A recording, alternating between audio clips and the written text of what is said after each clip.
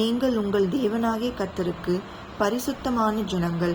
பூமியின் மீதெங்கும் உள்ள எல்லா ஜனங்களிலும் உங்களையே கர்த்தர் தமக்கு சொந்த ஜனங்களாய் இருக்க தெரிந்து கொண்டார். அருவருப்பானதொன்றையும் புசிக்க வேண்டாம். இன்றைய தினம் தேவன் நமக்கு வாக்குத்தத்தமாக கூறியிருக்கிற ஒரு வார்த்தை என்னன்னா, நம்ம எல்லாரும் தேவனுக்கு பரிசுத்தமான ஜனங்களாம். அந்த ஒரு வார்த்தையை நீங்க கவனமாக பார்க்கணும். நம்ம எல்லாரும் சாதாரண ஜனங்கள் அல்ல. தேவனுடைய பிள்ளைகளா இருக்கிற நம்ம எல்லாருமே பரிசுத்தமானவர்கள்.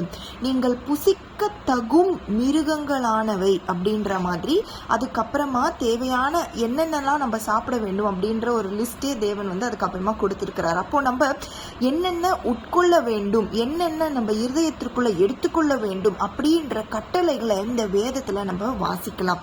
தேவையில்லாத ஆலோசனைகள், தேவையில்லாத மனுஷனுடைய வார்த்தைகளை நம்ம புசிக்காம கர்த்தருக்கு பிரியமான பரிசுத்தமான வார்த்தைகளையே நம்ம பற்றி கொண்டு அதையே நம்ம இருதயத்திற்குள்ள வைத்து பரிசுத்தமாய் இருக்க வேண்டும். அருவருப்பான ஒன்றையும் நம்ம புசிக்க கூடாது.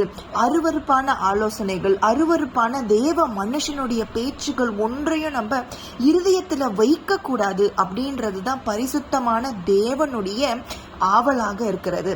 அதை நம்ம செய்ய நம்ம இருதயம் பழக்கப்பட வேண்டும். நம்ம இருதயத்துல நம்ம அதை வைத்து தினந்தோறும் பரிசுத்தமானவைகளையே சிந்திக்க வேண்டும்.